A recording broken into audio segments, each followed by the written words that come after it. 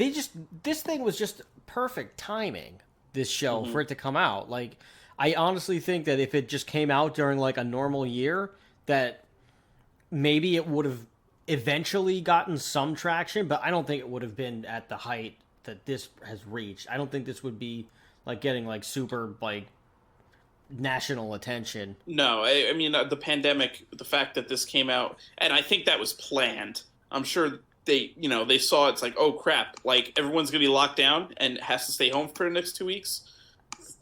Let's put it out, and that's what they did. Yeah. And they would just, they got really lucky with it, and it blew up. Yeah, well, this actually released on my birthday last year.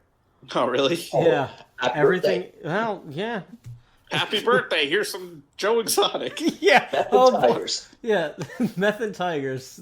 You just hire Joe Exotic to come to your birthday Oh, party. good God, no. He brings Meth and Tigers with him. I don't want to ever try Meth and Tigers. I'm allergic to cats. That would not work with me at all. My apartment's just not big enough to handle a tiger.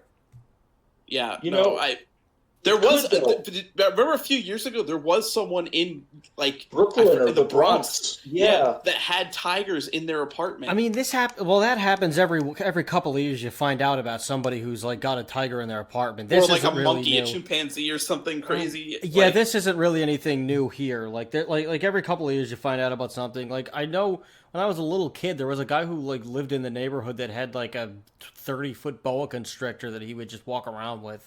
Oh my God! I don't know. He was the snake guy. That's like, crazy. every once in a while we'd see it, and he'd have the boa constrictor, and some people would let him put the snake around their neck, and that was about it. That's playing a little bit too much with fast and loose with a fucking deadly animal for me. Yeah, people listen, man. People are crazy. People do this stuff. I remember like maybe 10 years ago, there was like some guy in Queens who like got his apartment raided, and he had like a fully grown white tiger just on the couch, and he was like like the guy was living in the projects or something. I think I remember that. Yeah. It was like, how do you fit that into your apartment in the projects of all places? How do you feed that thing? Who do you feed that thing? Yeah.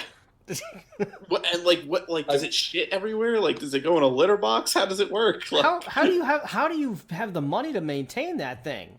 Yeah. Well, I found an article here. There was one in Harlem. The tiger's name was Ming. It says in 2001, this 31-year-old construction worker brought an 8-week-old cub to his Harlem housing project. Oh, good God. Then it started consuming 20 pounds of chicken thighs a day. Well, yeah. And was soon a 425-pound tiger. Oh, my God. Well, and the there picture you go. at the top here is NYPD officer rappelling down the side of a building with a tranq gun as the tiger lunges at the window. Oh, yeah, I'm looking at that exact picture. Jeez. Imagine being that cop. Like, you come into work that day not knowing, hoping you're going to have a good day, a nice quiet day, and you have to literally rappel down the side of a building with a tranquilizer gun to try to tranquilize a tiger through a window. Like, it's like that scene at the end of The Naked Gun, like in real life, when like the animals escape from the zoo and they like maul Robert Goulet. I don't think I've ever actually seen The Naked Gun. Oh, are you freaking kidding me? Those are the greatest. I know. The third one's probably like the worst one of the three, but it's still hilarious. I mean, I think I've seen parts of it. I haven't seen the whole movie straight through. And it's so funny. It was probably when I was like 8 or something. I was like young when I saw them. Yeah, there's something like, I mean, to this day, like every once in a while, I'll just I'll just point at something, and I'll like, if somebody's not sure of who somebody is, I'll nudge the person next to me. I'll just say, it's Enrico Palazzo. Whether or not they know who I'm talking about, I don't care. But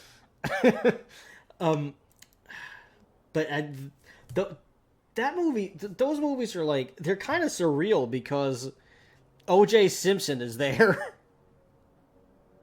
Oh yeah.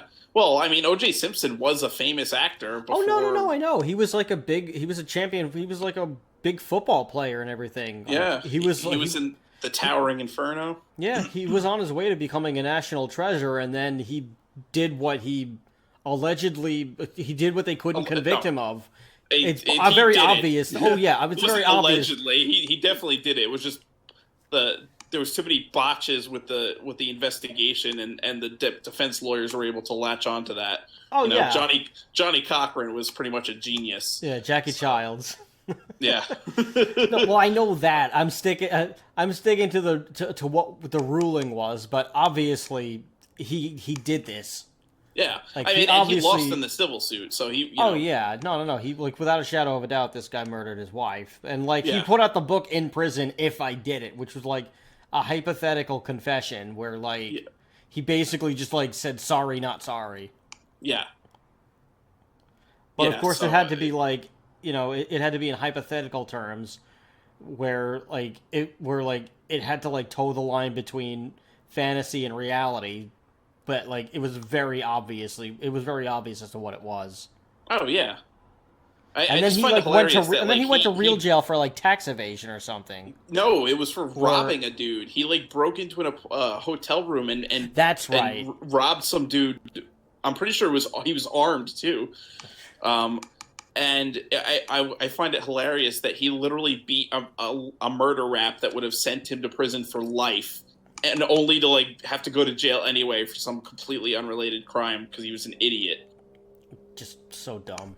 He could have literally parlayed his life and like into like just telling us his story, and probably made money off it. But instead, he went to rob some guy of some like merchandise. Like, what a dumbass! Like, I mean, and now he's out. It's crazy. Like, freaking OJ Simpson is once again a free man, and he has a Twitter account. Like, what reality are we living in?